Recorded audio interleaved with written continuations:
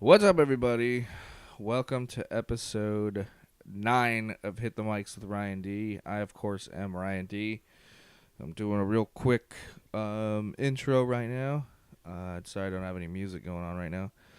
I literally just got home from work. It's been raining on me all fucking day. I just got the Kings game on, so the puck's about to drop, so I'm going to wrap this up real quick. Thank you guys for tuning in to every episode so far. I really appreciate it. If you can get a chance, go to patreon.com/hitthemics. Become a patron and get some extra swag, a little extra content. Big news, I'm actually submitted to the Kevin and Bean April Foolishness contest. So keep an eye out for that. I'll be having you guys vote for me. So hopefully I can open up this this giant show that they have every year. Big comedy show. Adam Devine is on it. Fluffy, a couple other people. Brian Callen. So hopefully I get into that, and you guys can help me get my foot in the door there. They get you to vote at kevinandbean.com. So keep an eye out for me there. By next week, they should have voting open. And March 28th, I'm going to San Diego. I'll be at Madhouse Comedy Club. March 29th, I'll be at Comedy Heights in Yorba, something like that, near San Diego. And then March 30th, I'll be at the Comedy Palace in Claremont Mesa in San Diego. And I'll most likely be staying in North Park. So if you guys want to hang out, that's my birthday travel plans / comedy shows. Hit me up for any more details. You can email me at ryanpdemarest@gmail.com. Check me out on Instagram and Facebook and Twitter at ryanpdemarest. All that good stuff. Make sure you subscribe, write a review, tell your friends about this show. This episode we had Jacob Givens, who's a real great dude, real funny guy. One of the nicest dudes I've met in the comedy scene, honestly. We go back a ways. And he just came out with a new movie that he worked on, then stars in. He wrote and starred in this movie. It's called I Had a Bloody Good Time at House Harker. And it's on Amazon Prime. So if you got Prime, check it out, man. It's so good. It's really, really funny. And you can check out his other stuff on YouTube. I think it's Tumbleweed was one of the shows he showed me on YouTube. The company's called Bad Cops. Those dudes are just doing great stuff. They're so funny. I was so happy to have this guy in here. Like I said, just one of the genuine great dudes in comedy. And he's doing awesome stuff, and I was happy to have him, and it's always a good time having him in here. Also, another metal fan, so we get into that a little bit. And just all around, just had some fun.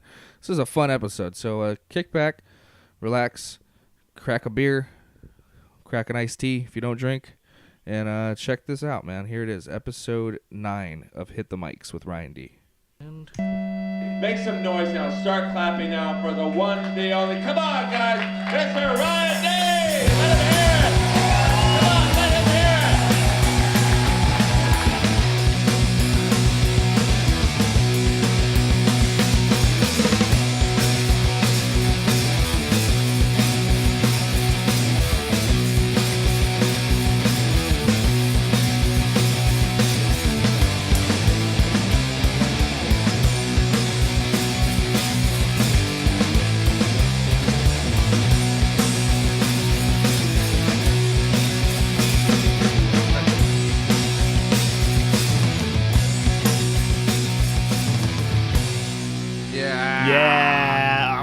Rocking out. It's amazing. That's Solar Haze. That's the intro song by Solar Haze. Solar Haze. Those are my buddies, yeah. Welcome to Hit the Mics with Ryan D. I, of course, am Ryan D. This is episode 9 with special guest Jacob Givens, everybody.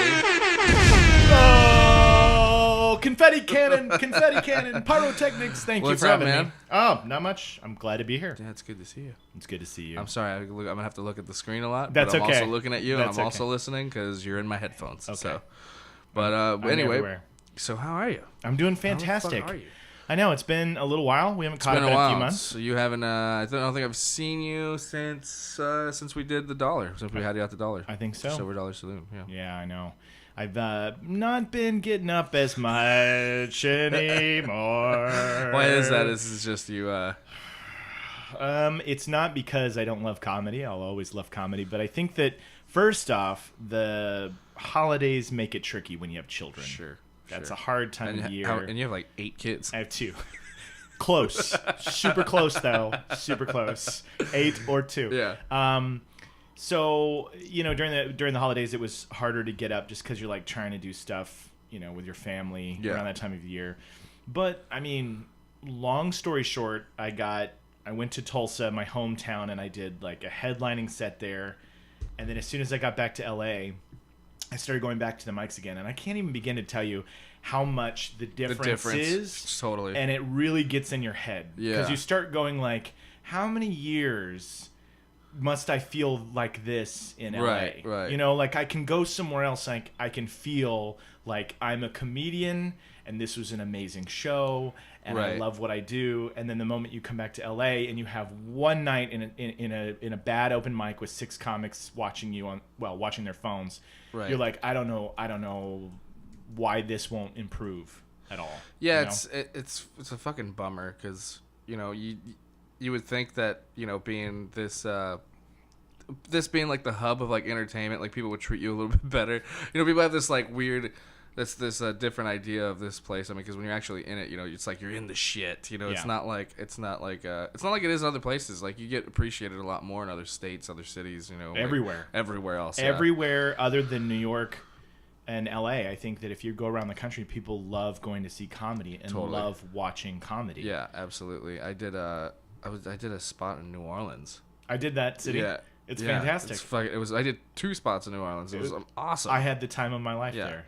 Yeah, that's where I proposed, actually. Is it really? Yeah. Oh, that's awesome. Yeah, that's where, about a year ago. That's amazing. It was, New Orleans is dope, man. This is like my favorite city ever. I talk about it all the time. I'm like, I didn't want to leave. Yeah. I was like... when I left, though, I was half dead. I was half dead. Yeah, it has a Vegas effect on you. Definitely drank a lot. And you don't sleep because nothing ever closes down. Yeah, but what was nice was that we stayed with like some locals too. Like we Airbnb'd it with some people on the other side of the river. So like it was a little more calm on that side. So once we got back to the other side of the river, it was chill. I did the same thing. Oh really? Yeah. Yeah. But I was on what brought me there was there's a comedian in LA named Dan Lawler, and he has this thing that's called Comics of Twitter. Mm-hmm. And so I'm not huge on Twitter. He's got a massive following. So he puts together these comedy shows with all these guys who've got like 50,000 Twitter subscribers, and they do these comedy shows.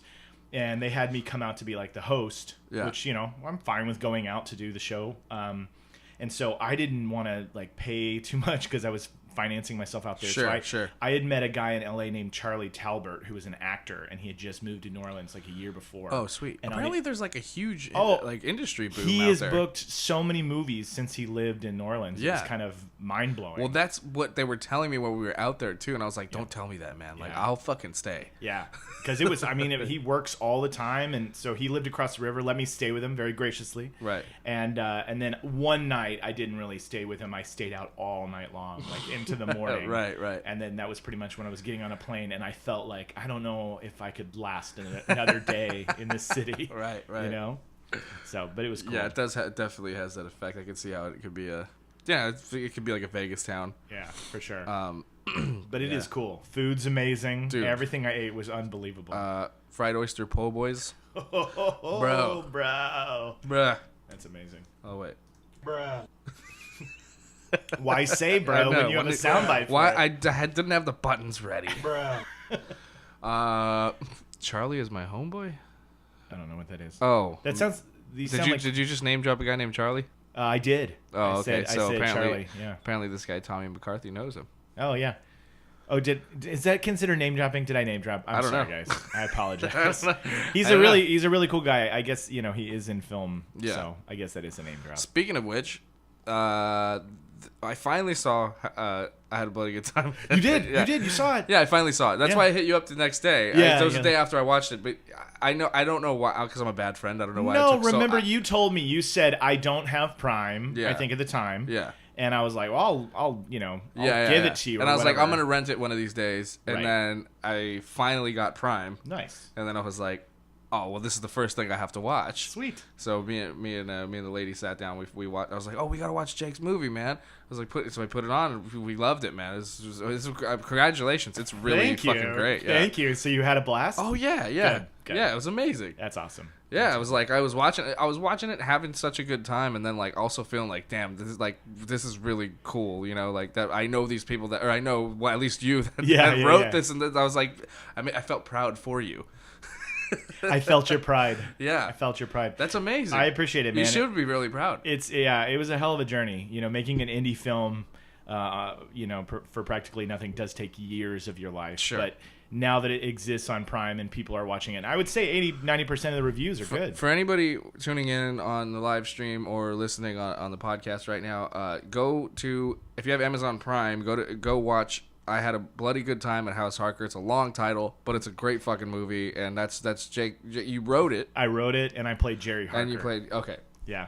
But I don't have a beard in it, so like a lot Right, of times so a people lot are of people kind don't- of surprised when they Yeah, see yeah, me. you're kind of unrecognizable. Yeah, in it. I know. But it's an amazing. It's hilarious. It's fun. It's bloody. It's, Yeah, very bloody, but it's really broad. It's kind of Shaun of the Dead, Evil Dead, Evil drive-in, Dead, very schlocky kind of film. very and, Evil Dead-y. Yeah, and it's free for, like he said, free for Prime members. And even then- though it's a long title, if you type in "I Had," it Yeah. comes up. So like we own "I Had" in Amazon Prime. Right. Yeah. And it even comes up a lot for people who watch a lot of horror movies. It came up as a suggestion, honestly, like as like a first thing, and then that's why I remembered. Yeah, you're like, oh shit, I think that's Jake's movie. Yeah. Yeah, it's cool because, well, it's the way Amazon works is that it's a comedy and a horror, and it drives both to Sure, us. yeah. And it's funny sometimes to see the reviews of the people that it's not quite the movie they were expecting. They wanted it to be a straight up horror, Right. and we're surprised it ended up being this kind of like bonkers film. But glad you liked it. Glad you had a bloody good time. Rob Zorf says you look like half of a doom metal band. I look like me. me and you together talking because that's- we're two bearded. That's amazing. That's amazing. We should start Start a doom metal We should band. start a half a doom metal Yeah. band. Is what we should do Right now. right now. Right now. Tommy is asking about the title again. It's I Had a Bloody Good Time at House Harker. Harker, as in Jonathan Harker from the original Bram Stoker's Dracula. That's the reference there. Yeah. So I mean, did you do a lot of? Was this something that you already had an idea of or thought of before because you did you like geeked out on some research on this, or did you like do background research to actually get the script up and running? Well, I geek out on anything I write, and I always go like way too deep. And then Yeah. when I show the script to the team that produced this, did Good Cops, my web series, Yeah. and Tumbleweed. And so I always, whenever I'm writing, I'll research something that's like from a 200-year-old piece of text, and I insert it in there, and I'm like, isn't that cool? And they're like, yeah, great, whatever. Yeah. But the way it came about was after all those web series, we were yet again being asked to do another web series. Yeah. And Derek Hagen, who's a producer on the film, and he plays Ned in the movie. Ned, which one's He's that? the chainsaw. The guy that Yeah. Okay. So yeah, he was- that's a great character. Yeah, he's a great character, and he's part of the production team, producer on the film, and so we were all sitting around one night having whiskey around a poker table, and he just told us this really funny idea, the idea that regards around the shop vac and like sucking the blood out of a body. Yeah. And so he told us that, and we started laughing and cutting up about it, and we were like, this would be a great web series. And then as it kind of came together, we were like, I don't think we should do another web series. I think we should make a movie. Yeah. And that was just so it all started on that one idea. Sure. And the original concept was going to be called Helsing Brothers, because we Van Helsing brothers, because we Right. were gonna make it around Van Helsing. Yeah. But the funny thing is everybody always makes stuff about Van Helsing. But if Right. you read the book, Jonathan Harker kills Dracula and gets 0 credit. Right. So we thought it would be really funny Right. if here's this great grandchildren of this poor asshole brilliant- who fucking killed Dracula, Yeah. and like everyone's like, oh, Van Helsing. And he's like, but Right. what, Right. That's a brilliant concept too. Yeah. That's so- like, yeah, I know. It's so clever, man. Like I was like, I probably would never be able to think of this. Like, You would be surprised though. I don't know. mean, It's very, and I was like, that's fucking like, it's very clever, and I think. thank you. Yeah, I think you guys will get a lot of like. I don't know. I feel like if you haven't already, you're gonna get a lot of traction. Like a lot of people are gonna turn heads and really watch it. Like this might be like It's a doing well. cult movie, you know? That's our hope. Yeah. That's our hope, is it becomes one of those films that when Halloween rolls around, people are like, oh, you gotta watch, Evil Dead, Tucker and Dale versus Evil, Shaun of the Dead, and House Harker. You Yeah. know, like we get into the Yeah. canon Sure. of those kind of Sure, I films. could definitely see that. I mean, it's like people that I know in the horror community would definitely love it. So You know people in the I know horror in the horror in the community. horror community. yeah, I love it. I'd love to see where the horror community dwells. Like Well, it's a neighborhood, you like walk in and everybody's like, "Welcome to the horror community." the horror community. Yeah, Skulking they around. all go to the same like little like short film festivals and stuff like that. Totally. And yeah, they hang out at movie theaters and watch. Yeah, I don't know, Rocky Horror Picture Show over and Totally. over again. lots of eyeliner. Yeah, lots of eyeliner. eyeliner. And hunt ghosts. I have a couple friends that hunt ghosts. Yeah, that's commendable. So, yeah. It's a thankless job, really, hunting ghosts. What is this guy asking me? How far are you guys? We're in East LA, dude. He wants to come out. He's asking You want to how come far- hang out? I don't know. He said, it looks like you have space for another yet without a beard. No room for more beard. Yeah, no. No room for beards. Anyway, so you were saying, so you haven't been doing stand-up at all? Is it No, just, I have been. I have okay. been. I would say January, February, I had probably like 3 or 4 shows. And I did mics, once a week, something like that. So it was less. Yeah. It's just, I mean, honestly, I feel like I'm kind of at a midlife crisis point in my life. I mean, hence the long hair too. Like I don't know what I'm doing, and I'm trying to figure things out because it's after the film now. Yeah. And I still think that the next film should be Twirl. yeah, I mean, people do love Twirl. He's referencing a movie within our movie. The movie within the movie, which is also a great concept too. Yeah. It's an awesome little joke in there. People do like that. Yeah. But I've just been trying to figure out what's next, and so I recently wrote a short and I shot it myself just last Oops. weekend. So sorry. I'm being unprofessional here. That was just your phone reacting to the news of me writing and directing a short. Ding, good idea. So I'm just trying to figure stuff out. I don't know, not to make it sound too dramatic, but like, you know how comics are always like, you got to be getting up every night. You Yeah. got to be getting up every night. Yeah. Well, then I'll go home and my 3-year-old will have me read a book to him. And he'll sit in my lap and he'll be like, I'm so glad you're home, Daddy. Love Yeah, you. yeah, And I'm yeah. like, I can't go out every night. right, I right. can't Yeah. do what's being asked of me as a comic right now. And so it's one of those things. Especially when you have like other projects going on too. Sometimes I feel like I don't know. Are you watching Crashing at all, Pete Holmes? I watched the first season. That's a very relatable. Yeah. I mean, I'm not living on anybody's couch like he is, but there's a great line in season 1 where T.J. Miller goes, you got to be getting up like 6-7 times a week, and he's like, sometimes a guy wants to go camping, and I related to that so much because I was like, sometimes I just need to sit down and like breathe for a second. Yeah, I'm with you though. Sometimes it's kind of like, but I feel like when you go up too much, then then you kind of like, what are you doing? All you're doing is hanging out at open mics. You're not really getting anything, right? Good out of it. Like, right. You're bombing for comics and you're doing the same jokes for the same people, and it's like, live a little bit, and then you'll figure out, I know. figure out some better shit to write or whatever. I don't know. Like, I'll take a few weeks off every now and then, and then I'll come back with a vengeance and a whole new page of material. So yeah, I don't think I'll ever be able to give it up. Like, I think if you love telling jokes, my favorite thing in the world is to make people laugh. Mm-hmm. I'll never be able to walk away from it, but I know that right now, with projects, job, kids, family, sometimes I feel like you have an extra element, which is children. Yeah, there's just sometimes that I just feel like, guys, I can't be at the store every single night. Sure. I just can't do it. My bandwidth is completely capped Yeah, out. absolutely. Yeah, and I'm working on a project too that I've just been fucking spending hours editing. So when I'm not, and then I have this now too. So I got this new baby, and then I have another a podcast as well that you did before. Yeah.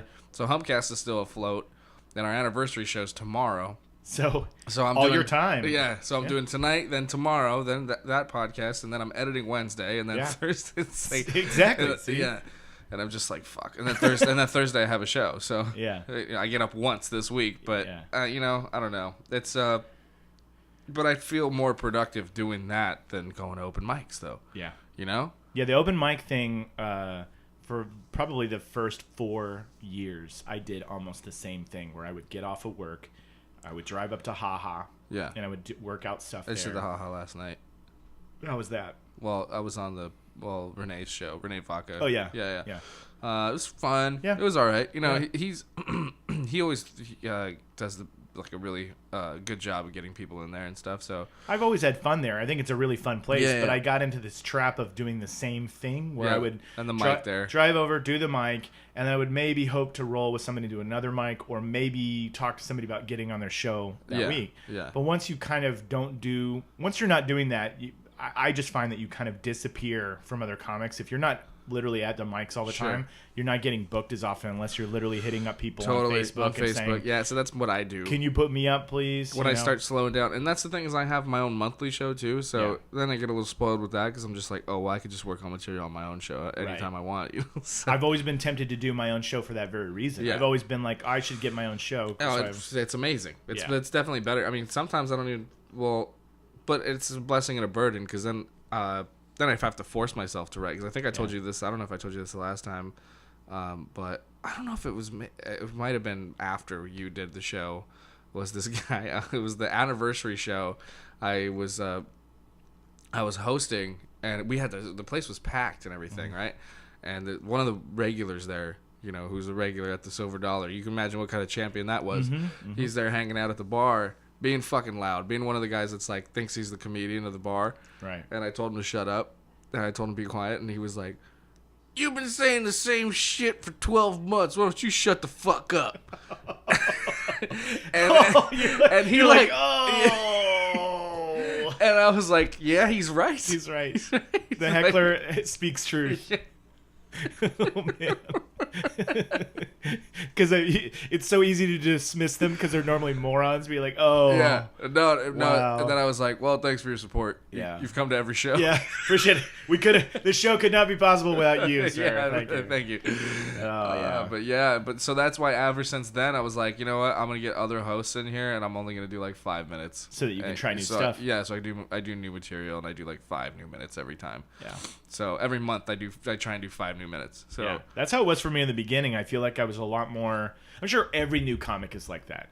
Every new comic, you're always trying to like come up with like something new all the time. But then you get spoiled with like those couple months where like you get really good shows and you have your great material, you have your solid 10, or whatever, and then you're like, I know this crushes, I know all this stuff works, and then you could get pigeonholed, and then you have that moment of like, you've been saying the same shit for 12 fucking months. You know, shut up. And I'm like, fuck, you're right. Maybe I should change it up a bit. I know. I've leaned on the same like 3 or 4 big jokes for years. Oh, for sure. Yeah. Anytime you get a spot, you're like, oh, I'm definitely gonna be doing live serial. For sure. Gonna do that bit for sure. And then like I have all these other new great bits that would work, but I'm so afraid because they're not completely polished, and I'm just like, I know they're funny and I know they work, but I'm just like, yeah, but I need to get them on my level on those with these first couple that I know work, you know, for sure, you know, these bombs that I have, and it's like then they don't work, and then I'm like, well, fuck all the old material or all the new material. I'm just gonna try and win them over. Yeah.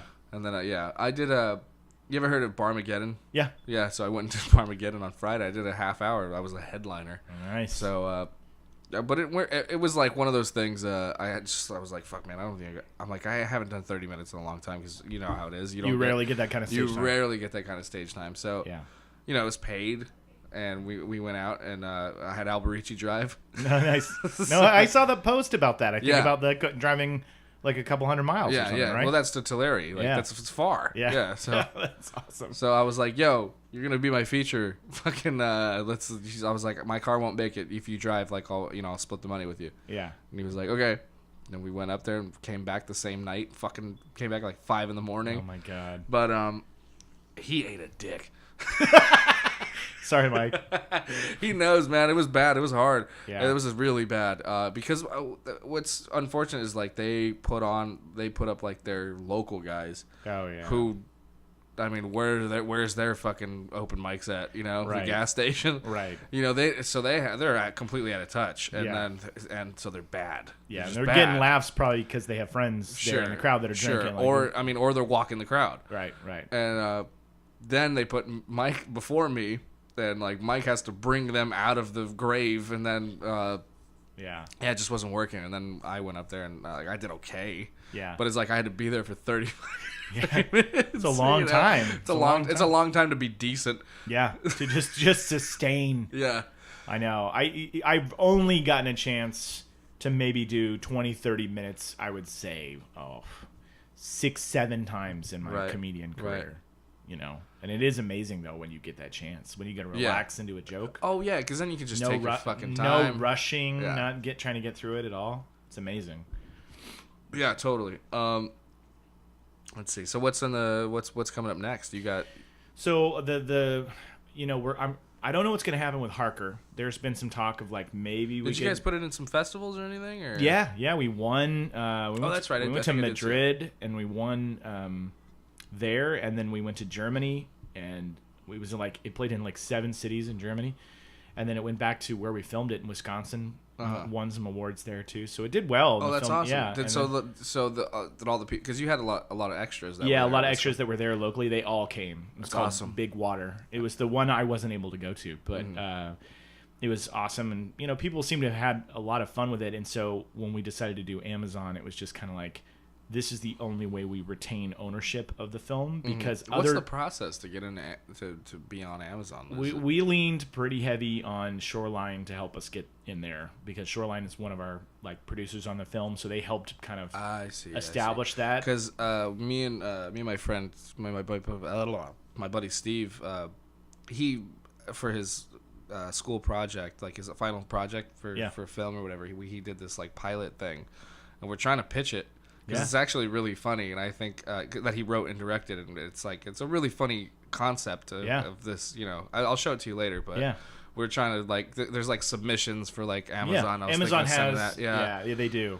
So I don't know how we, because for me as part of the team, I don't make a lot of those like business decisions. I'm like on the call, and they're like, "You cool with that, Jacob?" And I'm like, Yeah. Yeah. And so all I knew was that people who offered any kind of distribution on DVD, the sacrifices would be giving away the film entirely, where you're literally literally saying like you get to have the film forever. And when you live and work on a film for 3 years, you're kind of like, I can't do that. I can't just let you have it because I don't know how you're going to market it. I don't know if it's going to end up in a dollar bin. I don't know what's going to happen to it, know? Yeah. And so I think we just said, well, if we do Amazon, then it still belongs to us forever. Yeah, and that's what we. So wanted. Is there like some sort of contract on it to where it's gonna like kind of come off at some point? I think so. I think it can only be on the Amazon, the streaming and Prime for like a certain period of time. Yeah, and then you open the door up to like Netflix and Hulu and all that. And I have no idea, but we did choose specifically only on Amazon and not multiple, because then you can drive all your audience to one location instead of having it like all over the place. Yeah. So, I think this is a good move. I think that was a good move. Yeah. And I think Prime is becoming like a normal thing for people to have. Dude, they said like, I don't know, something about like 80% of people have it. I mean, mostly probably for shipping. Yeah. I mean, once you have it, you're kind of like, why will I never not have this? Right. You find something you want and it's at your house the next day. I just traded a guy credentials. Like I gave him my login for his DirecTV so I could finally watch hockey. Nice. Trading credentials is so 2018. Yeah, right? totally. It's like, I'll take your Hulu, you take my HBO. So he was like, and I was like, but don't order anything or whatever. He's like, no, I'll put my own credit card number. So I've been getting emails of all the shit he's been ordering. I'm like, I hope it's really kinky stuff. It's not. It's really just like geeky stuff. But I wish it was kinky stuff, like butt plugs and stuff. Yeah, I wish it was like Donald Trump butt plugs. They have those exist. I'm sure they do. Have you? It's like his head coming out of a butt. Yeah, I mean, it's the best place for him to be. Up my ass. Yeah. We'll ship one to Stormy Daniels. Oh my god! Oh god! Why hasn't that happened yet? Well, it has happened, but yeah, it has happened. Right. Well, apparently there's pics. She's claiming there's really? pics. Yes, that was the all the gossip today was. Is that so? That there might be pics that she's going to release. How crazy is? I mean, I don't even like to get into politics too much, but either. just the fact that just the idea that like this is a conversation, like right. You know what I mean? Right. Like when one president got his dick sucked, and that was fucking. It was in the 90s, and that was rules for impeachment. And now we literally have a president where we say pics or it didn't happen. Like that's like. Why are we having the same culture? I don't like talking politics either, but this is not politics. We're living in a carnival. It's a fucking like circus. It's a circus, and every day you go, I can't believe this is our life. Yeah, right now. it's so crazy. I know, and it's like everything. He just says the craziest shit every day too. And Absolutely. It's like, you know what's funny is people are always like, "Why don't you talk about Trump more?" I was like, I don't have to say anything. The motherfucker makes jokes. It's literally the easiest material ever because all you have to do is say what he said. There's no effort into it. Yeah. It's low hanging fruit. I know. After the gun control thing, I mean, then that's a whole other thing too. But after his statement saying they arm the teachers or whatever, the next day I was like, what do you think his take on AIDS is? Just give everybody AIDS? Yeah, I know. I know. I know that whole thing was insane because I was like, my mom's a teacher. I was like, there's nobody that I don't want to have a gun more than my mother. You can't give my mom a gun. She's like, it's not working. It's not working. You know, she can't run her iPhone. She's like, my mom cannot have a gun. That's so fucking crazy. I know, man. I'm gonna grab another beer. Go for it. Yeah, do it up. Good? Yeah, do it up. Okay. Play sound effects while I grab. Yeah, I'll play some sound effects. I don't even know what I'm doing here. I'll play this jam. That's beer getting. Grab a beer interlude. Beer getting music. Beer getting music.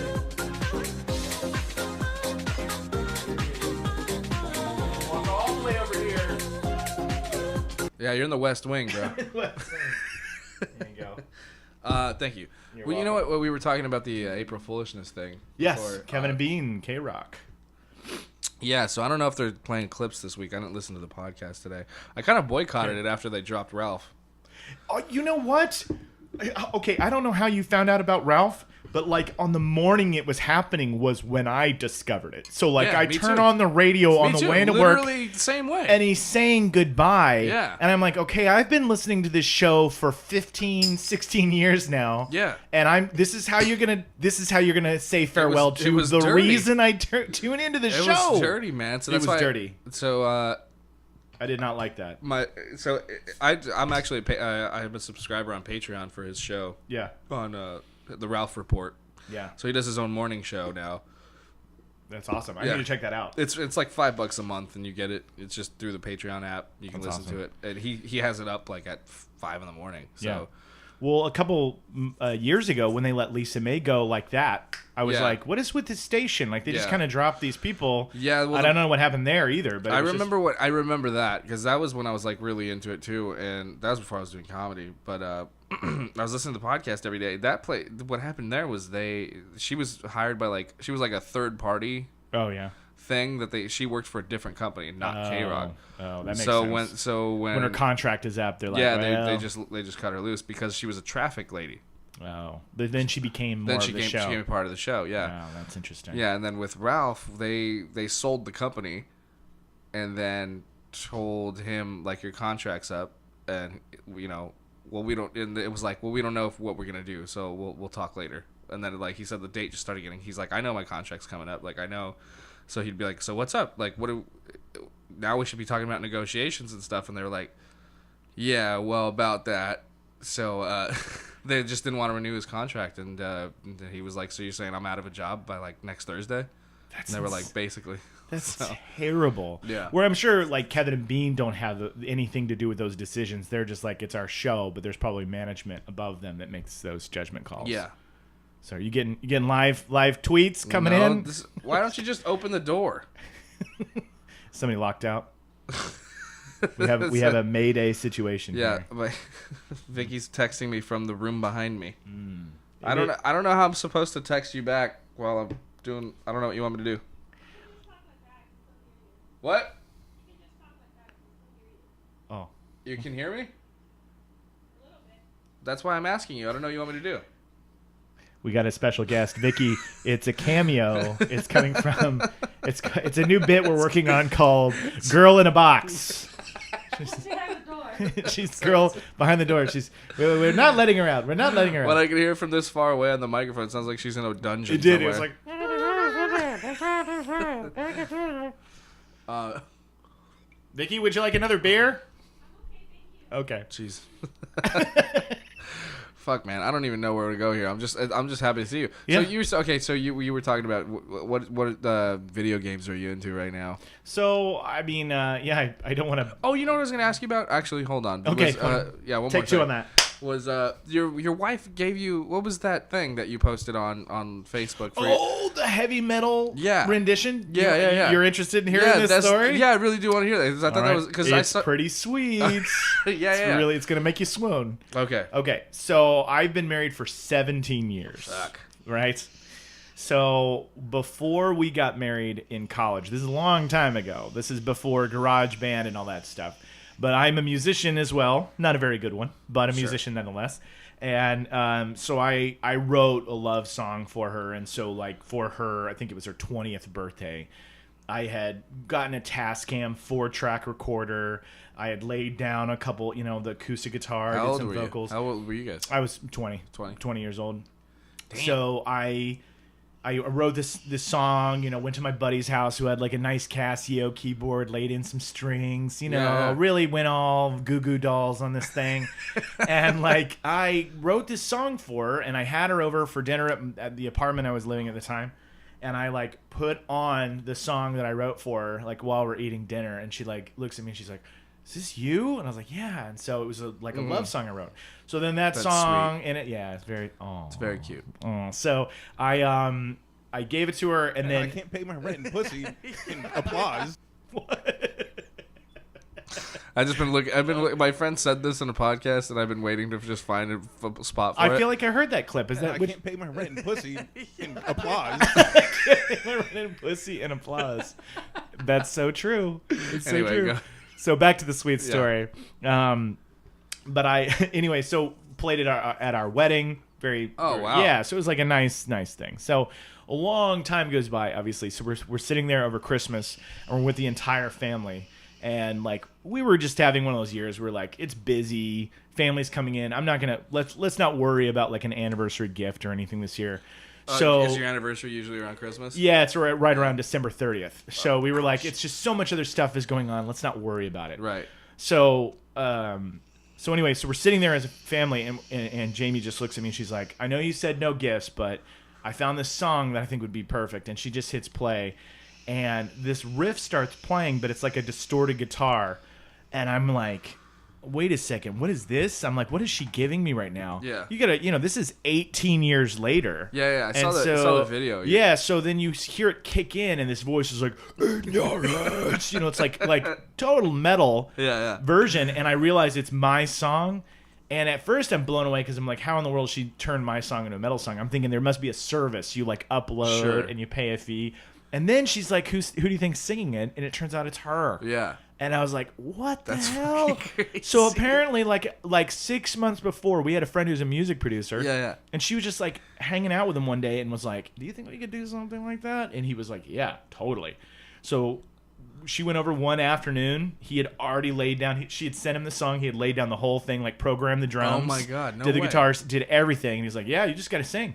And there's like footage of her with like a pop filter and a microphone, much like that, just sitting there, just like like that. Yeah. And I was like, "That's the coolest so gift funny. you've ever given me." That's amazing, I man. listen to it all the time because I think it's way better than the version I wrote for her. I hope to have your marriage, bro. Yes. I hope we're as dope as you guys. Yes, you guys are as dope. I know we're. Do you have a date? picked? No, we're trying. It's You guys are young. She's in between jobs right now, so what happened was we found a venue, and we were like, damn, we really want this place. It's perfect. We're probably still gonna go with this spot, but like the date we wanted was like it was filling up already that month, so we had to come up with a deposit, and we were gonna borrow it from her dad, and then he just said, he's like, "Oh, I'll think about it," and then just too much time passed, so we're like, well, I guess not, so. Right. But apparently he said still maybe or whatever. But you know, but until then we don't really have money to put down on a deposit. Totally. For, you know, it's like $1,500. You know, we can't Yeah. just drop $1,500. So we were gonna borrow it from him, just pay him back in increments. Yeah, But totally. yeah, it's, you know, we definitely want to, you know, do it. It's just a matter of Timing, money, money, and you know, totally. we're Hispanic, so our families are huge. Well, mine's much bigger, but it's ridiculous. Well, I mean, I got married so young that it seems like a lifetime ago now. When did you get I married? was 22 years old. Fuck. I know, trust me. And let me tell you something. We moved here from the Chicago suburbs, and there I would say we were still young, but it was pretty common to get married like in your early 20s. Yeah, where did you grow up? So I'm from Tulsa, Oklahoma. That's my home. Okay. That's my hometown. Yeah. But I moved up to the Chicagoland area at the end of high school, and I went to college up there. And people who get engaged and married in the Midwest, it's pretty common for it to be like in your early 20s. That's just how it goes. Yeah. And so we were definitely the first, but not the only ones to get married. So when young. that's a trip. I don't think we ever talked about this either. Yeah. Maybe when we were really drunk Yeah. we were hammered at the dollar that Yeah, night. yeah. But so when you did you already have any kids when you decided to come out here? No. So here's the crazy thing. When we got married, we were living still in Illinois. We were still in college, still seniors in college. I was Wow. that young. So it seemed normal, and then we picked up the fall afterwards after graduation and moved out to Los Angeles. So this was the year 2001. Mm-hmm. That's how long ago it was. And I don't even want to tell you how old I was then. yeah, I know. You were probably 5. No, I was So- 11. 11. See? Yeah. I know. You're Yeah, super young. yeah. So we moved out here, and we waited 8 years to have our first kid. So we got married young, but we didn't have kids right away. So you went with you stuck with the plan. Yeah. Well, I mean, we just weren't in any hurry to have children at 22, 23 Sure. years old. We were like, no. Well, that was smart of you for being Christians. Yeah, I know. Exactly. And we were. That was the big thing is Right. that back then, we've talked about Yeah, I this remember you telling me you off guys- air before, Yeah, but you- I was raised very Christian. Right. And she had that in her background, but I am no longer Christian. Mm-hmm. But anyway, I was raised that way, and so back then that was the mindset, right? Yeah. But all those years we were in LA, we just didn't have any interest in hurrying up to have kids, and so my first son was born when I was 30. So Okay. we waited. That's a yeah, good it's time. a good age, Yeah, right? yeah. Yeah. So I'll be 40 this summer. Whoa. Well, you you don't look it. Well, thank you. Well, just The only silver. the silver The whiskers. silver and the Yeah. beard definitely does age me a Yeah, little yeah, bit. for sure. Yeah. Well, I only keep mine because I don't want people to think I'm much younger than I really am. Right. I have this problem where I have like lesbian face. You do have a very baby face. So Yeah. I've seen you clean shaven before, Yeah. and you look super young. Yeah. Yeah, but Yeah. you are super young. Well, You're I'm 28. 28. So. Okay. I was thinking it was even younger than that. No, Yeah. so I'm getting 28. closer to 30 now. Yeah, So yeah. it's I'm like maybe I should just keep a beard. Yeah. just Yeah, totally. I'm like my man tits and my fucking if I'm clean shaven and I'm out in public, they're like, Yeah. ma'am. Yeah. I'm like, oh. Well, I've gotten used to having a beard now, and now when I'm like you saw me in the film clean shaven, I don't really like my face without Yeah. it anymore. Yeah. I look at it. Well, and you I- pull this look off really well. I like this a lot more, and I mean, I get the LA Jesus. Yeah, the LA Jesus, and I get the Paul Rudd comparison a lot when Sure. I'm clean shaven, and Yeah. so with it, I get a little distance from that. But, Sure. You but- do resemble him a lot. Yeah, I get that a lot. I mean, I've used it on stage many times. Yeah. So, how does one go? I mean, we talked about this, like I said, but we were really lit. Yeah. So, We were lit. I mean, I say lit like drunk. I don't say lit like the way the millennials like say the kids lit. say Yeah. it now. I think you're technically a millennial, though. I Aren't you? am. But you don't behave like No, not even a little bit. You know, and that's, I mean, Vicky and I, both of us, I mean, we have like a much older, we hang out with people in their 30s and 40s and stuff, Right. like, because we're people- we're better. It's true, We're though. just Like, better. we don't really fall into like the same categories as a lot of people we grew up with, you know. Right. So it's just, I don't know. We just enjoy hanging out with older people anyway. Yeah. But I've always been like that. Even in, like when I was in high school, I hung out with like, that's why I was drinking at 14, because I was hanging out with the 21-year-olds. They're like, how old are you? Like, I'm like 15, hanging out with all these dudes. Like, If you have a band baby practice. face now, I can't even imagine what you Oh look yeah, like at 14. I was like I look like a little. Who's this scrawny- 8-year-old drinking with us right now? Yeah, and I had friends that would just buy me beer all the time and stuff. So it was like, You turned out all right. Yeah, well, for the most part. For the most part. You're in comedy, so I don't think you could be that okay. No. You end up in comedy. Okay, so you guys were did you guys went to a Christian college together? No. No? University of Illinois, Urbana-Champaign. That's like a regular 40,000 kids, including grad students. It's massive. It's a huge Big Ten school. But like my mom was a professor at a Christian college, and I had I could have gone there for free. But I chose not to. And that's the weird thing is I was a Christian at the time, but I even knew Because back then. Slayer. No, Yeah, because Slayer. I mean, look, the metal thing was always an issue, Right. and I have talked about this on stage about how my mom found my metal cassettes and how she flipped out and sent me to a church counselor because she found I think I heard she you found say- Megadeth and suicidal tendencies, and she was freaked out. Really? Yeah.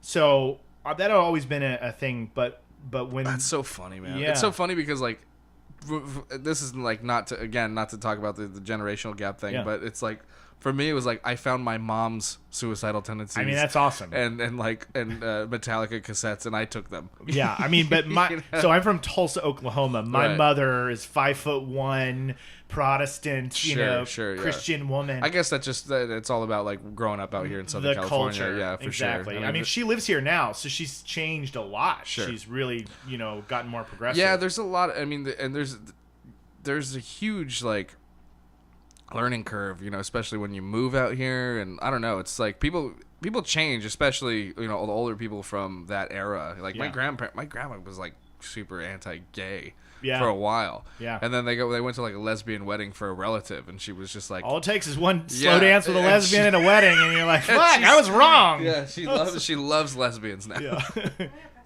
Go ahead. Okay. Go for it. All right. Awesome. Where are you going? Okay. Awesome.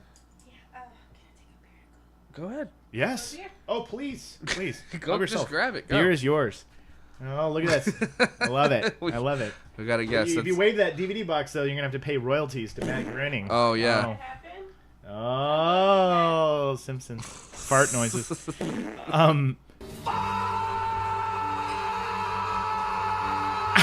That's a great soundbite. It's amazing. Okay, bye, babe. Love you. Bye, babe. Bye, babe. Bye, love you. What was I going to say? Oh, I was going to say about the religious thing. So, from Tulsa, Oklahoma, went to a state school, and but yeah, like I knew not to go to a Christian college even at the time because I knew that if you threw me in a very Christian environment, I would rebel against it. Yeah. But little did I know that in my late 20s, no matter that train was unstoppable. I would eventually leave. Yeah, so what was it that really like eventually made you? It's gonna get heavy. You wanna Let's go? do it. Yeah. So what, hit the mics. We're gonna go into Well, theology. I mean, we could talk about whatever. I mean, No, I just fine. I just I'll tell you where I lost my faith. I grew up Catholic too, Yeah. even though my mom was into heavy metal. We were very loose fucking Catholics. Yeah. I mean, Catholics are either all in or loose. Yeah. That's there's only two versions of Catholics. Yeah, for sure. Yeah. So for me, I was a big part of a church in Los Angeles called Oasis Christian Center. As many actors are. Yes, and it was a evangelical, very praise and worship. The last extra job I did, I was I was hanging out with a group of people. It was like they were doing at that fucking Pink Motel. Where they were shooting there, and Oh, so wow. we were all in a room together. Uh-huh. All the extras for this part in the diner. Right. And these two people start talking, and she's like, "Didn't I see you at Oasis?" And then and I'm looking around, and they're like, they all start talking about it. And then I was like, "What's Oasis?" And they're like, "Oh, it's just this church, this cool church or whatever." And I was like, I thought it was a strip club. Right. Oasis. Because it was like a chick that told a dude that Right. there's like he was like a handsome. saw you at It was like a Oasis? hot girl with and he was a handsome guy. So it was Yeah. like sounded like a strip. It does. It does.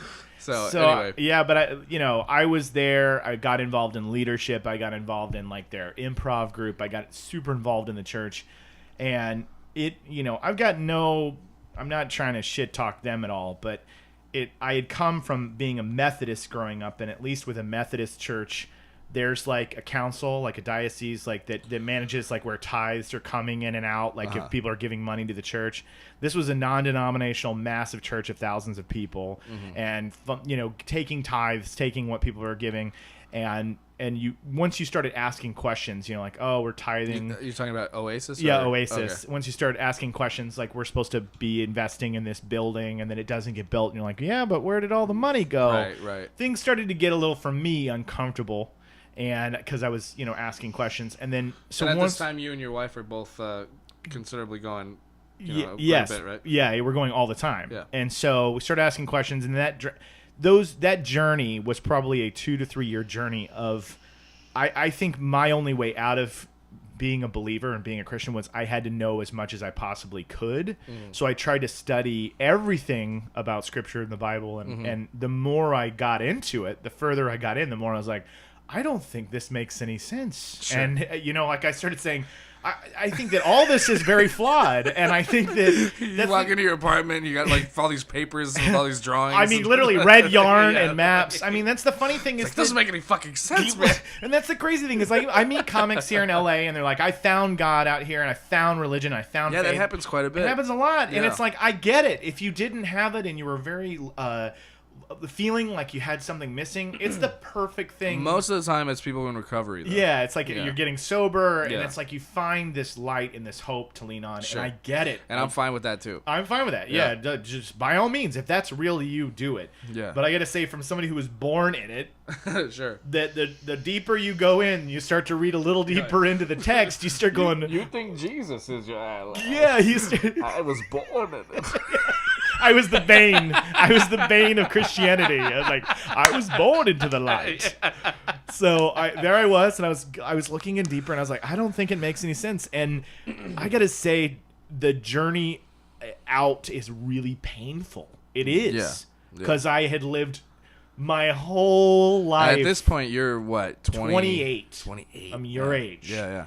And I start exiting, and you have to like cut away all these mechanics and things that the way you navigate life and what you think is true.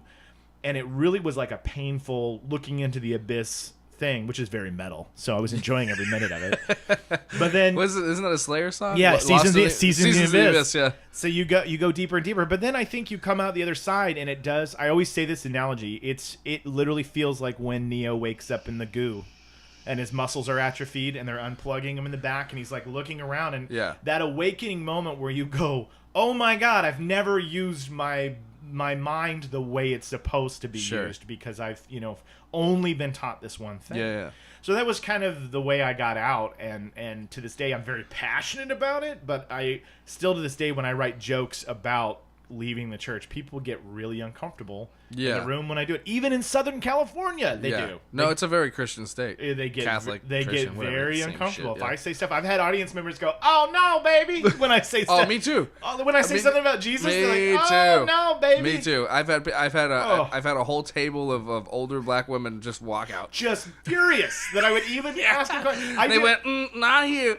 Bless you. And then they got up and left. Yeah. And this was in Las Vegas that happened to me. In Las Vegas. I just recently played around with the idea of this joke about how Jesus' hairstyle was unoriginal, like it was like just like what every other dude had, and it was just a bit about that. And I was like playing around on stage, and this person was like, like that, and I was like, we're talking about Jesus' hair. Yeah. Like I'm not even saying he doesn't exist. My new one is I hate my worst nightmare douchebag Christians, like the dudes that wear T-shirts at the gym that say Jesus didn't tap. Oh yeah. Oh yeah. Or have you ever seen the one where it's Jesus doing a push-up with a cross on his back? That's the worst one I've ever seen in my life. No, when I've seen Jesus didn't tap, and like and I go, I'm pretty sure he fucking could if he could get an arm free. Literally, it's in the Bible. He says, "Can I not do this?" I'm like, if he could get an arm free, I'm pretty sure he would, man. You don't have to do this anymore. Oh, good. Yeah. Great. Because I definitely don't want to do this. That, you know what that's called? That's called the Roman Empire arm bar. See, I think this is gold, and I wish that LA audiences would chill the fuck out. Yeah. Like, I moved here so that people would think that stuff was funny. Right.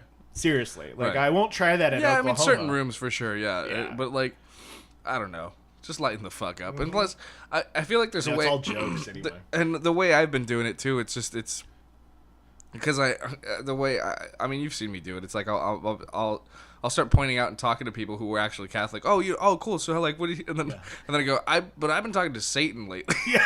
Yeah, I love that. And like, I love and that. like, That's when I knew we had to be friends. I Right. saw you on stage. I was like, oh yeah, I gotta hang out with this Right, dude right. immediately. And so that's where everybody goes. Ugh. Yeah. I have a teacher that won't go see me anymore. She was like super supportive, like one of like my mentors, but growing up and stuff. And when I started doing stand up, she was my middle school teacher, the first person to put me in plays and stuff. And so I started inviting her to watch me do stand up. And ever since I polished that bit, she won't come see me anymore because she's just like, now, like, she's like, I love what you do, but I just can't hear you talk about God that way. Yeah, I know.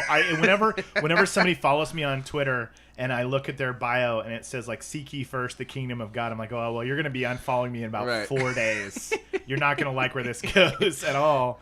And I actually kind of have to keep some of that verbiage off of Facebook because I literally have family in my past still a part of my life, I don't say really controversial things on Facebook because I'm like, my Meemaw has passed away. Your so. Facebook though, your stupid puns, like they fucking murder me every time, and I'm like, God damn you, dude. Thank you. And here's the thing: is I know that sometimes it's like they're maddeningly bad, but I do it on purpose because I did it right around when Trump got elected. Because I literally had one of those like 3 a.m, like I'm losing my mind. I got tired of being mad. On there. Yeah. So I kind of made myself a vow. I was like, I'm just gonna write like things that I think are stupid and funny. Yeah, and see, that's what I've been trying to do too. I got in a few Facebook battles. I don't know. That's where my whole Team Ryan D hashtag came from. Yeah. You told me about one of those. One of them went south. Yeah. Yeah. Well, because it was something stupid. I said that. It wasn't even. I said these people didn't want to hear comedy, so we raped their ear pussies. Right, that's what it was. That was the one. I remember that. Yeah, and it turned into a whole thing. Oh boy! I was like, what? I can't even say the word. Like, you guys are just. We're gonna say things. Yeah, we should be allowed to say things. But yeah, so I do the dumb jokes, and I mean, I have a lot of friends that will just be like, I hate you, and I'm but then I get messages from people often that say, you're literally the only person that I go on Facebook for because they're like, it's the one thing that I'm like, at least it's not somebody yelling at me or something angry or whatever. And I'm like, well, then it's worth it. Right. It's worth it. Right. If it's funny to like a couple people, right. I was super late for the, what was it? What's her name from the Cranberries? Oh yeah. Dolores. I forgot what her name is. Yeah. So I did the stupid zombie joke. I know. And I was super late on it, and everybody's like, fuck you, you fucking loser. I know, man. It's a painful road when you're just puns. Yeah. Anyway, so when we went off that tangent, but when you did you just like, you were saying that it was kind of hard to leave at first because like it is hard because I think that what people I think that if I was to casually tell this story, they would think that I just kind of walked away. I was like, yay, no more God. Yeah, it's not that easy. No, it's literally your because obviously you probably have friends and other people. Friends and also it's just a way of thinking and a support system mentally that is no longer there, but then it's incredibly freeing. And then now as a father, this is interesting because I'm raising my son without God. Sure. And this is new terrain for me. Yeah. And there was even one point. That's probably got to drive your mom crazy. Yeah, it does. Yeah. Really does. And she's allowed to talk to him about God as much as she wants. Sure. But there was this one day he came home from school and he was crying and he said, Dad, is it okay if I tell people I believe in God? And I was like, yeah, why? And he's like, because they're making fun of me because I don't. Wow. And I was like, oh, shit. Yeah. I'm not. I told him, I said, you get to do whatever you want to do. I said, you don't have to stand where your dad stands. Sure. It took a long time to get there. Sit So I've let him. How old's your son? He's 9. Oh, okay. And so he's gone to church with my mom and he's like heard. And I sit down with him often. I'm like, I really respect my mom's views, and I if she bows her head in prayer, we got to respect that and lower our heads too. Yeah. So I try to. I'm not an asshole. No, yeah, absolutely. But that's where these. I don't even know where the fuck I stand. I wouldn't call myself an atheist. I can't say that's too far for me to say too. I would. Yeah. I'm more comfortable in the agnostic terrain, but like atheist is a little too sure. Yeah, and I don't like being sure of anything. I don't even like. Exactly. I don't like. I don't even like it had to have a label. I'm just, I'm just not that anymore. Yeah, Yeah. So. Yeah. I think. Agnostic is the only one that's the closest one you can say, which is I don't know. Yeah. But I agree with you. The label sucks. I just think that when you leave, I don't like the idea of anybody who is sure of anything. That makes me uncomfortable. And then I got really hard into Satanism for like a good for like a few minutes. For a good year. A you year? know? Oh. Yeah. I mean, the book's right there. Yeah, that's awesome. But awesome. Oh, I've talked to him before. I'm like, dude, I switched teams. You want to come visit me? Oh yeah, I tried to. You want to give me like a good comedy career? Because I'll sign over my soul. I was like, hey, infinite power, fucking give it to me, bro. Come on, I'm ready. I've been told you're a bad dude my whole life. Yeah. I'm ready to hear your 2 cents. Yeah, exactly. What do you got for me? Exactly. You got an apple you want me to bite? I'll do it. I'll eat your apple. Eat your apple for just one Netflix comedy special. Absolutely. I will do whatever you want me to do. I'm like, you did it for Robert Johnson, man. Come on, yeah. I've been sitting at Crossroads. I've been sitting at just Crossroads. sitting at Crossroads with a mic. With a microphone. Wait, and a notebook. Satan, I got a killer bit. Why am I pretending that I'm holding a microphone when there's a microphone right here? I just mimed a microphone, and there's one right here. That's actually a bit. I think that a comic on a like not a bit or a sketch, a comic at the Crossroads trying to do it to that's convince hilarious. a Crossroads demon.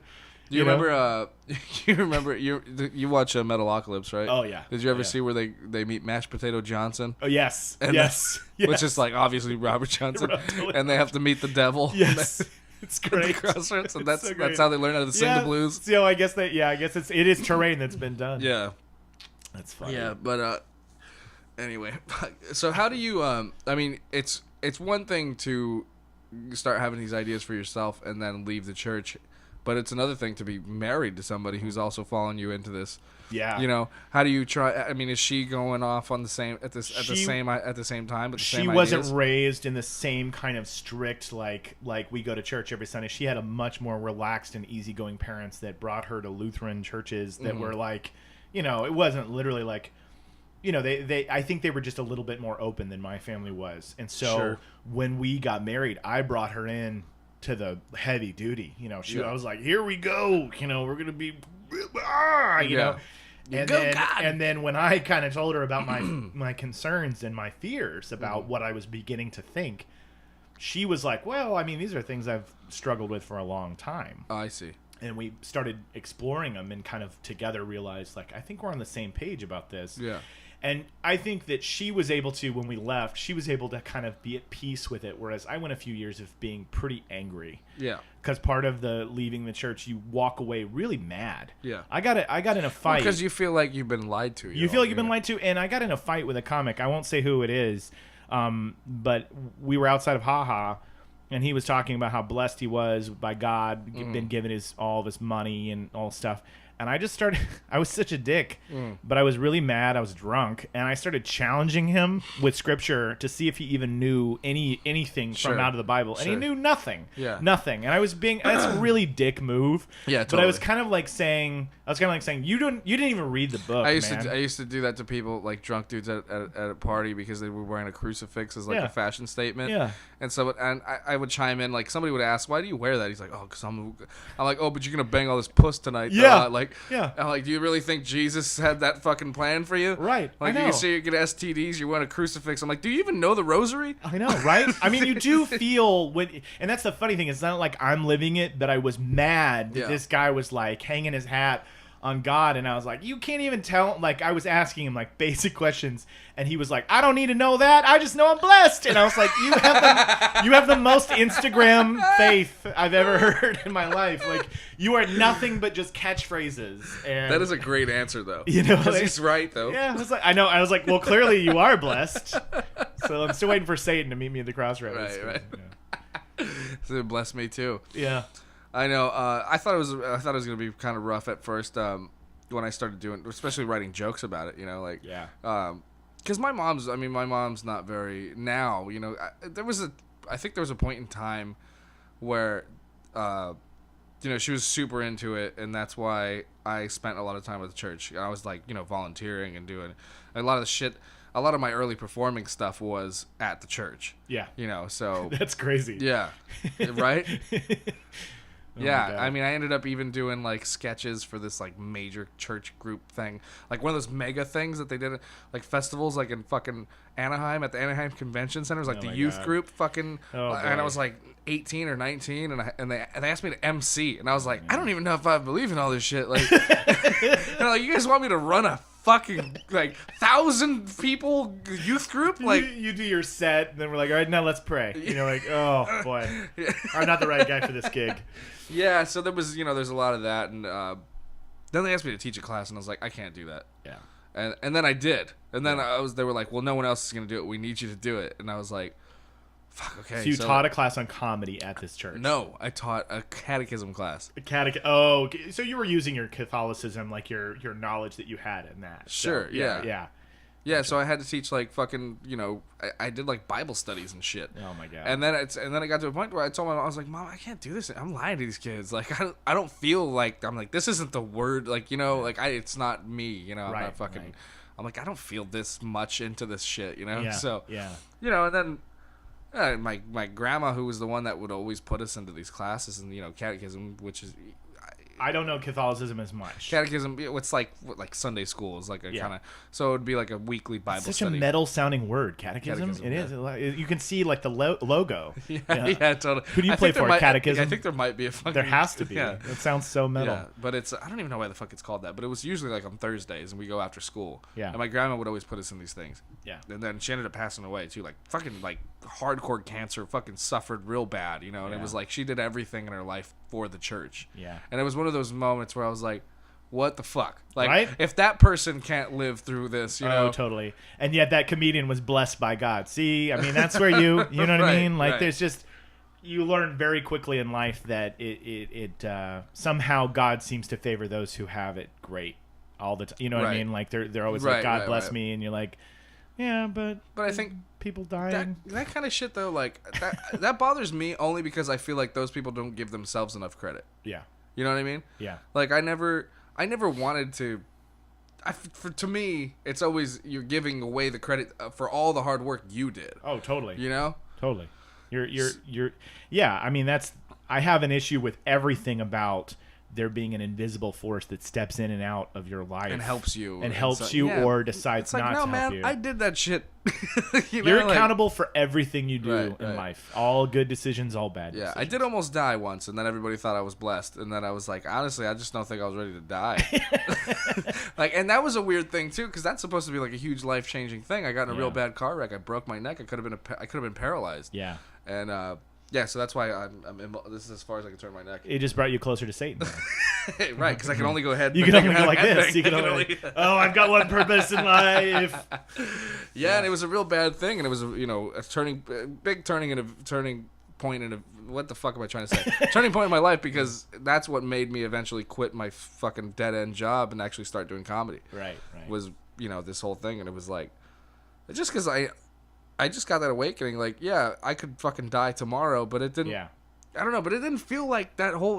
People have this. Everybody always has this, like, not everybody, but you hear people talk like, oh, like God's fucking like they have this whole epiphany, when Right. they get that close to death, and I feel like I was there, but it didn't feel it didn't feel like I was ready to go, Right, but it also spurred you on to do things that you wanted to do. Oh, And absolutely. I think that there's a difference there, which is some people can pin that feeling on a spiritual entity, but it woke you up and said, I have to do everything in my life that I want to do. Right. And that's always been my mindset too. Right. Has been, I want to, look, I've got kids, I got a job, I got all these responsibilities, but at the end of the day, I will never stop trying to make things, create things, Sure. make people laugh. I'll never stop. Sure, yeah. I mean, even on that's why I love doing this. I got a Yeah. podcast. I'm editing videos. I'm like now I feel like I've made it almost. Yeah. And it's Yeah. like on a fucking small scale, I kind of have. Yeah. And it's like, because you're doing what you love, you Right. care about it, and that's the thing. Is like we live in comparative living now with Facebook and social media. Like all you do all day long is see the successes of your peers all day long. Yeah. So you could sabotage yourself and be like, oh, I'm never gonna. Right, You know, exactly. but like at the end of the day, success is really just measured, I think, by are you doing what you love to do. Yeah, exactly. That's it. I mean, obviously, always the goal is to not work. Not work. Yeah, absolutely. Not work a job you don't want to work. Absolutely. Right? And so I'm constantly like, my boys are looking at me, right? They're seeing their dad, and I'm constantly going like, well, I don't have a huge house that they're living in. I don't have all this money. I can't buy them whatever they want. But at the end of the day, they will grow up seeing that their dad always wanted to try to follow what was in his heart and his passions. Sure, and I think that's probably a better That's lesson. enough. That's enough. Because then they'll make it, and then they'll cut you a check one exactly. day. My son wants to design video games, and I was like, "Fucking awesome, dude!" I was like, "Please do that because I'm not gonna have any retirement money. I'm gonna need you to take care of me and your mom. Yeah, I'm gonna be so broke." I know. So, so were your parents like super hard workers, just like blue collar? Yeah, my mom's a teacher. She's a college professor now, but she teacher. My dad was always like in banking, and just my parents. I mean, my mom was there for us growing up, but they worked. They both worked. Yeah. But yeah, just the mentality in Oklahoma and Illinois is like you work till you're dead. Sure. Sure. And that's kind of how my dad's idea was. Nobody follows their dreams. Yeah. It's just a different mentality. And I've got a lot of friends in the Midwest that when I moved out here, they're like, "How long do you think you'll do it for until you give up and until you come up with your plan B?" It's a weird like that's how you know like those people they just don't get it. Yeah, and you're like, I never get to give it up. Yeah. I have to live with the desire and want till I die, so I can never walk away from it. So. Yeah. How were you in school? I want to know that. Like that. Average. Not. I was a theater dweeb. I just listened to this whole thing on the Ralph Report about ADD. Yeah. He had some like some psychologist on or something like that. He has her on every now and then. They talk about different issues and stuff. And so today was like ADHD and ADD, and I was like, "Fuck, dude." Yeah, because you were like, "That was me." Yeah. And I was like, and I'm sure. I like my cousin has ADHD, and that was when it was like, and he's like a lot younger than me, but that was when they were, sharp on the diagnosis and everything like that. Yeah, popped him with pills, him with pills and everything. Now he smokes a lot of pot, and he's amazing. Right, and focused and everything. But then I start thinking about she's talking about not only. She was just kind of almost treating it as like not a disorder. She was saying that's kind of a bad word to kind of say. She was just like they're just different thinking people. Yeah, and I was like, yeah, totally. We're just different. Like, we're just better. It is a thing because like that's the thing is I was always hyper focused on creating and wanting to like make videos and do and draw and do all this other shit, but it was like when it came to fucking schoolwork, I'm like, oh fuck that. I was the same way. Yeah. I was a C student. I mean, fucking barely graduated high school. I struggled all the way through. My brother was always straight A's and I was always like B, C's, and I was average. Look, when I was in high school, technology and computers just weren't even there yet. So it wasn't even that I could get distracted by all that. I was classic. Like, if you think of a theater dork in your high school, like a guy who's like, "Hey!" like that, like just flamboyant and like auditioning for a play, that was me. I was like really, really extroverted. What kind of plays did you do? In my high school years, I think 35 plays in the course of freshman and senior year. Really? Yes, because I was in the productions at school and community theater. So I did it all. I literally had like spirit gum and makeup like just embedded in my skin. Yeah. And I did everything from musicals like My Fair Lady to like Chess and Assassins to like plays like Wait Until Dark and The Crucible and all these different various things over the years. Why does every high school do The Crucible? Every high school does The Crucible. Why does everybody? Why? I don't know, but did you ever see SNL even made fun of it? They had a Crucible cast party and it was like a music video about every high school does Crucible. We didn't. I didn't do Crucible. We did Macbeth though. So I don't even then. I played Malcolm. Oh, nice. Yeah, the king's son or whatever. I don't fucking. Yeah, I was Reverend Hale in The Crucible, which is the that's religious right. one who comes in, yeah. who is against John Proctor, and then at the very end he realizes he's wrong. Right. So, future happens right there. But yeah, so I loved theater. What kind of musicals? I did Brigadoon, My Fair Lady. I did, Godspell twice. Bye Bye Birdie twice. Bye Bye Birdie. Assassin's Chess. That was the one I didn't do. Yeah, Bye Bye Birdie. Yeah. I played Albert Peterson in both of them, which is the Dick Van Dyke role from Right, the film. right. Yeah. So, but I did a lot of that song and dance stuff, and honestly, I feel like my acting trajectory would have been very different had after college I moved to New York. Because I came to LA, Because you probably would have wanted to do theater. More. I was a theater guy. I was not a guy who put the camera on him and he just broods and looks and ends up on the CW. You know, that wasn't me at all. Yeah, you're more of a big personality. I was a big personality. And That's why I always thought. Well, I mean, I'm not fucking. I probably haven't booked nearly as many gigs as you have, but. I haven't booked a lot because of life obligations. right. You know. But I wanted, obviously out of high school, I wanted to be an actor too, and that was one of those things. I was like, I don't think I could do theater though. Like I was like, I did so many plays and I played the lead a lot. I was like, I don't know. There was a couple fucking. You ever heard of You Can't Take It With You? Oh yes. So I played the Kirby kid, the young guy, and then the romantic lead in that one, and then what did I do? I did fucking Peter Pan. I was John. Oh, that's awesome. That's awesome. I got to fly. I was gonna say, I hope you were on It was wires. fucking awesome. Oh, that's great. It was pretty dope. I never got to do Peter Pan. And what else did we do? We did Oliver. And I just had like caked on makeup. I had played an old dude. Yeah. I played Mr. Brownlow, the guy who eventually ends up Nice. Adopting Oliver. Yeah. My little cousin, who I was talking about, had the ADHD. Yeah. He was Oliver. And now he's like song and dance fucking loves theater and does all this shit. Now he's with like Citrus Singers and fucking really? Yeah. Yeah. Yeah, he's gone to like Japan to sing for people and stuff like that. I have a lot of friends who went on to do great in musicals and theater, and I really, in hindsight, had we gone to New York, I think it would have been a different journey. But I think, do you think that's I don't know though. Like, but I think I was supposed to be here. I really do. For sure. I think I was supposed to be here. I don't know. I can't do musical theater anymore, man. Yeah, I was forced to do it for those first, just to get the idea. And I think, well, obviously you probably feel this way too. Especially it helps with stand up. Like, yeah. So when I started doing stand up, it was like, oh, I got this. Oh yeah. I kind of felt like I was cheating. I mean, right? Do you guys? Because you had the stage training. I literally walked up on my first time, and I was like, I've been on stage a lot of times, right? And it didn't feel that intimidating or scary to be behind the mic. And immediately afterwards, people were, of course, inviting me on bringers.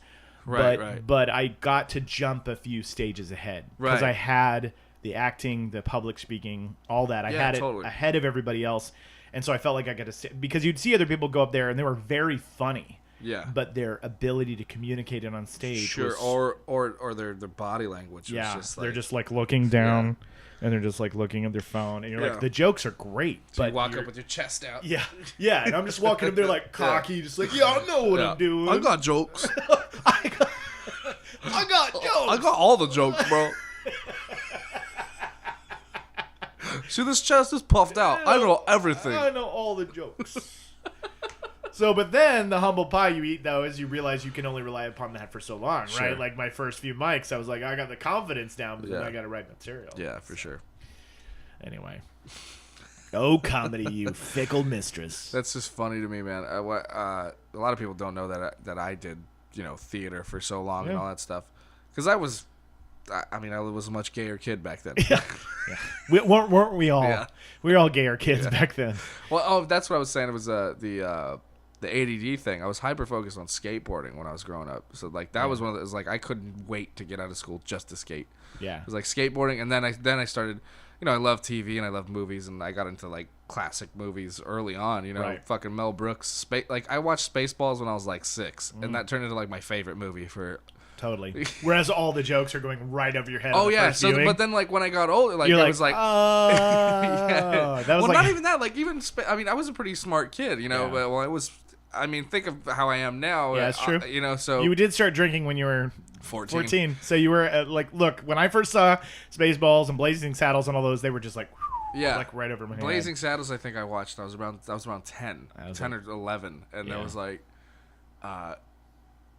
yeah, and then it became one of my favorite movies. So I showed it to all my friends in like high school. I was like, "Oh, you guys gotta see this shit!" Spaceballs, the movie, Spaceballs the Blu-ray. Yeah, that's awesome. Spaceballs. Now that they say that right on the Blu-ray. Spaceballs the Blu-ray. It's a classic film. It's so good. But Yeah, so like that's how all my brothers were too. So I had two brothers. Are you the youngest? I'm the middle. Oh, you're middle. Yeah. So Okay. I have an older brother and a younger brother. Yeah. And then a youngest is my sister. Yeah, she's the baby. So. Youngest, I mean, older siblings are always great for like cluing you in on cool shit. Like my brother was like that. He would always be the music source. Sure, But that's I was like, oh, what is this now? You know, Yeah. and it'd be my brother. Yeah, but my older brother was a fucking horrible bully to me for Oh, a long time. All right. Yeah. But you know, I think he was good sometimes, especially with like, and his music was always around, so I would always like steal his CDs and you know listen to him or whatever. Yeah. But it was like, don't touch my shit, and then get an ass whooping. How many years apart are you guys? 4. Okay. Yeah. So my brother and I are 2.5 years, so it's like kind of like a little bit Yeah, and closer then my in younger age. brother's 3 years younger than me. Yeah. So, but it just trickled down, you know. It was like, but even that, it was so funny because growing up, like, me and my older brother was for this first, before my younger brother was born, it was just us two and my mom. Yeah. And we both had two different dads that weren't really around at the time. Yeah. So it was just us two and my mom, and it was like so that's why everything he was into, I was into, and I don't really remember much, but it was like, you know, I was like so into like Ninja Turtles but it was like I should have been, you know what I mean? Like it would have been a whole different generation if it weren't for him. Right. You know? Absolutely. That's going back to the point what you were saying about hanging out with older kids, being into that kind of stuff. Right, and I think and for like my whole childhood, I always wanted to hang out with him and his friends. Yeah. Because it was like they were the cool guys. Yeah.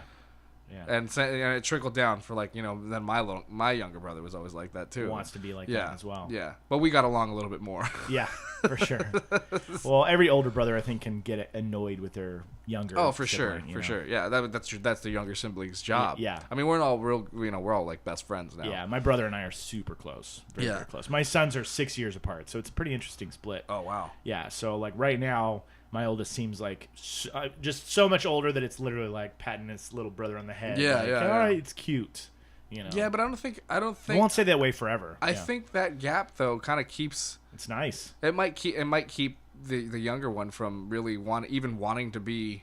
So involved. far, it's working out really well. Yeah. Because they're kind of forming their own identities from each other. Sure. So it's been interesting. Yeah, it's interesting. But I'm done having kids. That's all. There's no more children on the way. You have 2 sons, right? Two sons. No, I mean, look, the desire to have a daughter. I mean, that would be nice, but that's it. Yeah. No more kids. It's a gamble. I live in Los Angeles. I can barely keep 2 children alive. Where are you staying right now? Where do I live? Yeah. Montrose. I don't even know where that's at. That's north of Glendale. Ah, okay. It's a small town Up there. that way, like the on the mountain. So it's like up there. okay. Yeah. So I moved up there because the schools are great. Public Cool. schools are great schools. 10 out of 10.